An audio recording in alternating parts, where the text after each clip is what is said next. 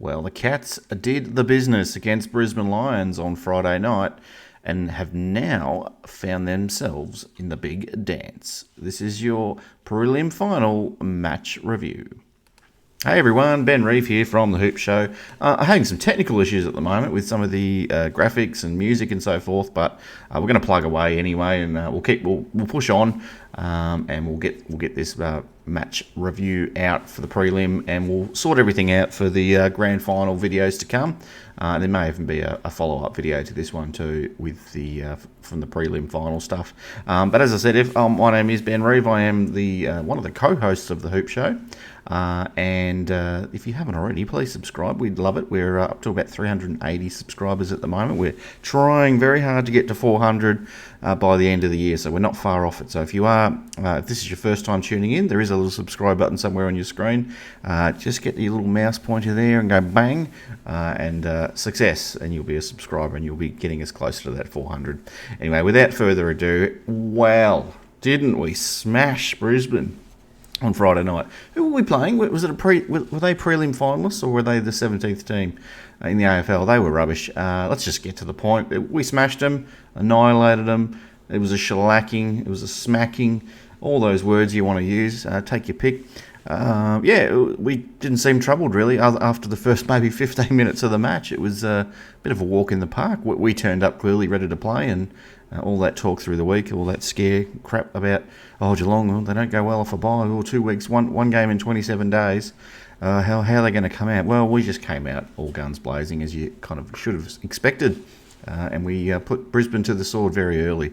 And you could almost tell within the first few seconds, especially with Max Holmes taking that contested mark on the wing and then playing on and kicking it 55, 60 metres to Danger on his chest. And then Danger just goes back and goes bang! It was all over at that point on, wasn't it? So it was. I could just tell Cats are going to win this one by a fair bit, and we were going to be in the grand final in about 2 hours' time. It's just, you can sometimes tell when Geelong switched on and they're ready to go, and it did appear that way on Friday night. Even though I'm sitting there in the grandstand, I'm like, I don't know, I don't want to get too excited just yet. But in my heart, I'm like, yeah, I reckon we're there. My heart was telling me just hold on, but my head's telling me, I think we're okay. I think we're going to be okay. Look, it was I suppose there were some moments there in the first quarter where Brisbane were somewhat competitive for parts of it. We pushed away a little bit more in the second quarter again, and then the third quarter, 7 goals. 7 goals, 5 I think it was, absolutely destroyed them. Any kind of resistance that they might have had just went out the window. And that fourth quarter was just a complete waste of time, wasn't it? I think everyone's sitting there near me, all just thinking, well, can we go home yet? But I didn't want to, because it was Jed's 150th, and we had to say to the end to celebrate his achievement and cheer him off the ground. And just joining the party, I suppose. It was just a bit of a party atmosphere in that fourth quarter. Like, we're in the grand final. We knew it pretty much halfway through the third quarter, not long into the third, really, that grand final was 8 days away, and we were loving it. We're happy with that. Look, I think they're still fair way off it. I don't know how they're going to go next year. I think they'll get a few new players in. It seems to be a bit of a destination club, but they've got some issues they've got to work out. They haven't performed well in finals. Yeah, they've won a couple this year, but they just look so far off it when they come up against a really good team. Haven't done well against us, and neither has Collingwood. And they've been competitive. I suppose you could say that about Collingwood, but they haven't beaten us or Sydney. And Brisbane a couple of times this year, a fair few times actually, just looked way off it. So they did well to make it to a prelim, I suppose. Probably shouldn't have been there. Melbourne should have been in that spot, but Melbourne wasted a pretty good first half of the year and should have been in the prelim, but weren't there. And they'll come again next year. I think I'd back probably Melbourne to finish higher next year than what Brisbane will. I'm not really confident. I think it'll take a bit out of the Brisbane, and if they think they're just going to rock up next year and it's going to happen all over again, I don't know about that. So I think if anything, Cats will be there again. Another prelim next year, the way we're travelling with some of these kids coming through. Speaking of kids, I'm going to start off talking about, I guess I probably finished the game actually a bit flat because of the Max Holmes hamstring scare. So, and I say scare because that's kind of what it sounds like at the moment, that it maybe is more of a, what are they calling it, a neural something. Maybe not a hamstring tear at this stage, maybe something else. So they're going to watch him, and he's going to have a light week on the track, and hopefully they'll give him a good testing out, a full test later in the week on the Thursday or whatever. And if he's good enough to go, he'll get named, and then I suppose they'll leave it up to the last minute on game day on Saturday to see whether he's ready to go or not, see how he's feeling. If he's hopefully, I think the coaches will have to make the call rather than trusting Max to make the call. I mean, I don't not having a go about the guy's character, but he's a young fella, and if he was a bit more senior, I'd have the trust that Max would make the right call. But I think I'd prefer that to be in the hands of the medicos and the coaching selection panel and so forth, going to that one. So look, I think probably if he's not going to get up, I think Menengola is the best fit for him for that role on the wing. I get a bit nervous with Menengola. I love the bloke, but he hasn't had much of a run lately, and he's one of the fittest blokes at the club. But will he execute his disposals under a high pressure situation? I don't know. He might play the game of his life if he gets the call up. I don't think Parfitt's a like-for-like replacement, but I don't think necessarily we're picking the same 22 just because. It's pretty hard. I know they say at the start of September that, each game's going to be different and we'll pick our 22 as we see fit rather than the best 22 players, but it's pretty hard to tap someone on the shoulder and say, well, you played 2 good finals, but you're out. So good luck to them. Good luck to the coaches on that and the selection committee on that one. Parfitt's going to be unfortunately missing out, I think, unless someone pulls up a bit sore over the weekend and we weren't aware of it. So really good to see Koladashny not only get up for the game, but played really well. One of his better games. He's just taking so many contested marks, intercept possessions and so forth. He was great. Paddy Dangerfield was amazing, wasn't he? Best on ground. I think everyone, pretty much all the media, all the fans, most of the fans had him best on ground, but most of the media people had him best on, and we in the Roll of Honour for the Hoop Show, we had him number 1 in the fan poll as well. A couple of people were coming at me for the not including Brian Myers in the poll, which is fair enough. I think he had a bit of a rough start. The first quarter wasn't ideal for Grind. If anything, he was a bit of a hindrance for us. But he turned that around in the second, third, and fourth quarters. He always gets better. He's the type of player that every quarter throughout the game he will get better and better. But yeah, he was making some errors in that first quarter, which was a bit of a concern. And I was thinking, oh God, here we go. But it turned it around. So he was fantastic. Hawkins was talking about errors. Oh my God, Hawkins. I think I'd rather him from a boundary rather than 15 metres out in front. What was he doing? He was having a tough time. But of all the, you look back on it and go, oh, he's had 4 goals. How's he kicked 4 goals? Because he was missing some easy ones. Well, not all of them easy, but there were a lot of them set shots. So you'd expect, years gone by, you'd expect Hawkins to kick 60, 70, 80% of those ones. And then you got Jezza missing as well. Yet we still somehow come up with 18 goals and 18 goals 12. So looking at that, it's like, oh, yeah, Geelong kicked pretty accurately. It's like, gee, imagine how many goals we would have kicked. It was like we were kicking all the hard ones with Stengel, a couple of bananas, and the one around the corner, which is probably the goal of the night, really, that one. Seemed to just miss the easy ones somehow, just driving us a bit nuts. But our fans that were, and Hawkins. There was a funny moment where he kicked that goal for, I think, on a 45-degree angle, and he was like leaning into it, trying to sort of make it go through, and he sort of turned around and looked at the crowd with a sheepish grin on his face. That was classic. I really enjoyed that. But yeah, Jezza was probably a bit down on the previous week. I think he was, I don't know, maybe he just wasn't getting into it. And he had a couple of opportunities, but didn't seem to impact the game as much as he did the week before. I've watched the replay once. I'll probably have another look at it between now and the grand final. But I thought he's probably due for a big grand final, I'd say. Zach Guthrie, fantastic game. Look, he wasn't top 3, I wouldn't have thought, but Zach Guthrie, we've said this week after week, he's performing well above expectations that we all had for him, and really that's what we want from all of our 22 that go out there. Perform to or above your expectations. And look, there's always going to be one or two that don't. And Reece Stanley was one in the qualifying final that maybe he's probably looking at that, and everyone's looking at it and giving him a hard time. But I thought, no, I'm going to get behind the bloke in a big way, and I'm really going to. Not that I can make a difference, and not that he can hear me from 100 metres away in the crowd, but I thought, no, I'm just going to get behind him, and if a couple of other people join me in the crowd, that's great. If not, oh well, that's how it is. But I think that's been my attitude this final series, and I'm going to do the same thing this week coming up as well. I haven't sort of figured out who I'm going to pick yet, but it'll be one of those fringe whipping boy type fellas that maybe had a down week this week, that needs a bit of a pepper, a bit of a pump up, I should say. Like Tui was probably one that you look at watching it live, you think, oh, he wasn't that impressive. But even he had a massive game, 24 touches and I think 10 marks, and didn't lay a tackle though. So I'd like to see a little bit more from Tui in that regard, a bit more pressure, but maybe that wasn't his role necessarily on the night. I really like the approach that we took to Lachie Neale. We didn't bring in Mark O'Connor in the starting 22 for the negating tagger role, but we sent a bunch of blokes to Neale throughout the game, and Selwood and Co and Tom Adkins, and that seemed to work pretty well. And he just couldn't get into it.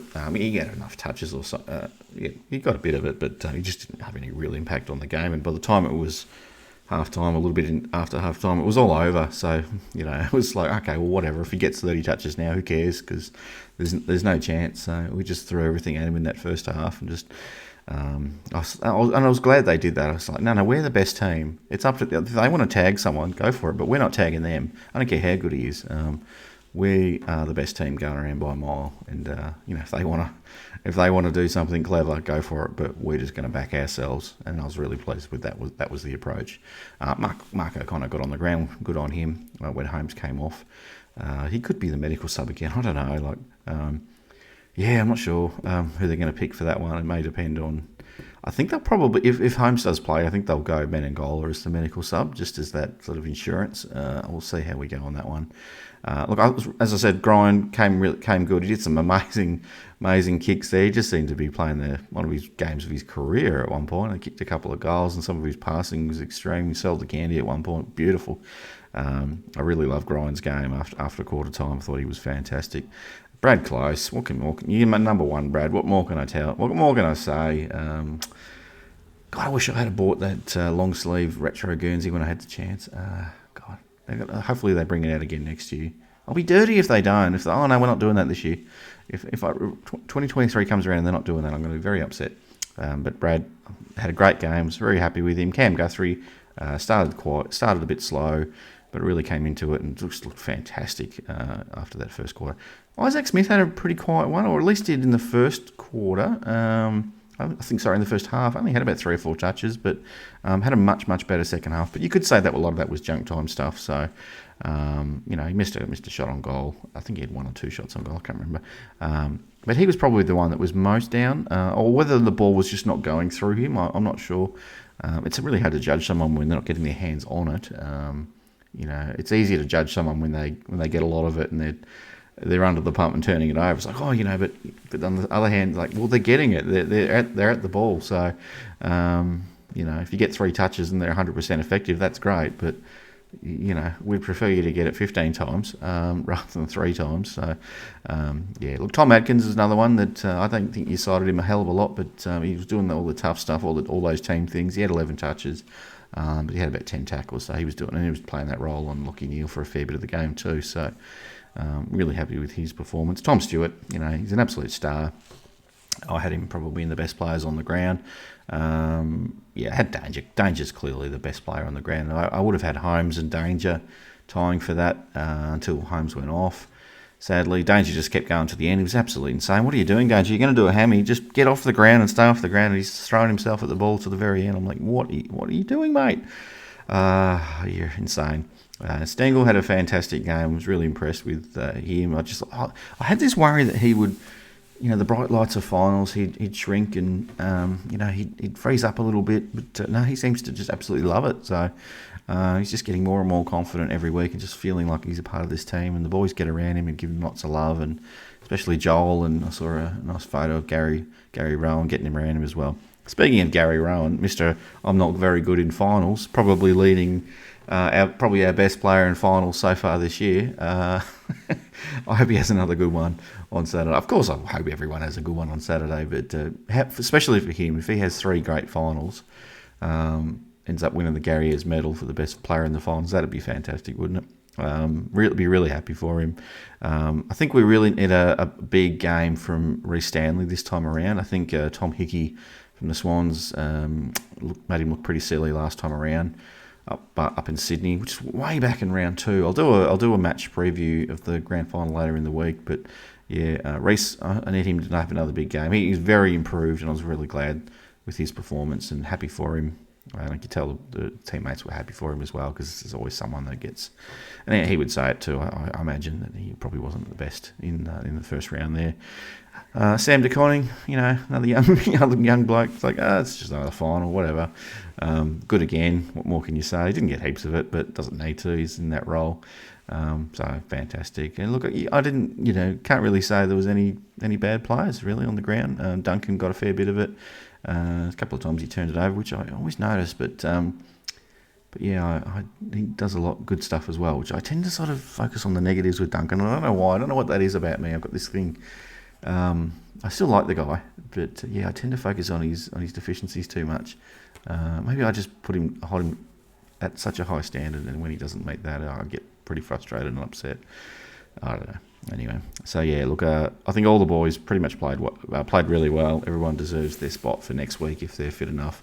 Again, the coach is going to go with the same 22. I'd be surprised if they didn't. If everyone's fit and firing, you tend to don't want to make too many changes to a winning formula. So it'll just be, we're going to take the risk on carrying an injured player in. Holmes, while he's a very young fella for us, I think he's just turned 20 as far as I can remember. He's so crucial to our run, and I think we'll cover it if he's not there. I think we'll still be okay, and I'll be confident about getting the win on the weekend. But yeah, I'd much prefer him out there. I just hope that he's confident enough in his hamstring that he can go at 100% and then some. But if he's not, yeah, I don't know. I think we get someone else in and we run with that instead. But yeah, look, you just don't want him to ping it. Like, you seem to have this curse of, we had Stokes in 2007. Stokes, he went down with that knee. Thankfully, came back on, risen from the dead, and then who was it? And, Gary Ablett did the shoulder in 2020. I think Podsiadly did the shoulder as well in the 2011. Sorry, but yeah, we seem to always get this an injury that rules a player out. And Gary probably should have been off the ground, but. What are you going to do? It's Gary Ablett. It's his last game ever. Leave him on. Yeah, hopefully we just don't take Holmes in and he's finished after 5 minutes and we're just absolutely crucified because we haven't got a like-for-like replacement, or the sub that comes on is not the right fit. It's a par-fit in and under sort of type player, and that's not who we need. So, if you get someone like I'm having all these nightmare scenarios going through my head this week, and I'll cover more of this stuff in the preview video, but yeah, these nightmare scenarios that Jezza goes off with a concussion and Hawkins is carrying a limp. This happens early in the game, and it's like, oh, you're kidding me. This perfect season that everything's just gone exactly right. All these other scenarios, all these other things have just fallen into place nicely, and then you get to the very last day, and then everything, it's doomsday, it's Armageddon, and everything bad happens. And, I don't know. I'm not going to get much sleep this week. I don't think I am pretty tired. I had a big weekend. The Friday night up in Melbourne, me and my partner were up there all weekend celebrating the prelim win, and then stayed an extra day up there to have a bit of fun on the Saturday night. Yeah, anyway, so look, I'm not doing the ticks and crosses this week. As I said off the top, got some technical issues with a few things, but I'm saving it all. I'm going to build up slowly. I'm going to build the energy up, and I'll be ready to go for some grand finals type content in the next few days. So hopefully you're happy with this anyway. I don't know how long this one's gone for, but I'll wrap it up there. Go Catters. Hopefully you'll tune in again for some of the other content that we've got coming up. We do have, I haven't announced it on socials yet, but we've got Dan Riley from The Block, Foreman Dan, coming on the show on Behind the Play this week with Paul James. So check that one out. We'll drop that one Friday morning like normal. So that should be a good show. Dan's a big supporter of the Catters. We've been trying to get him on for a few months now, so that should be good. And we'll have some other things coming up too. So you may even see me on a few other podcasts or so forth, potentially. We'll see how things go. I don't know what will happen with that. I'm not going to promise that, but yeah, we'll see what happens through the week. But yeah, anyway, go Cats, and Let's do it. Let's do it. One more. That's all we need. Come on, we can do it. We can do it. Alrighty. Take care, everyone. Take care. Bye.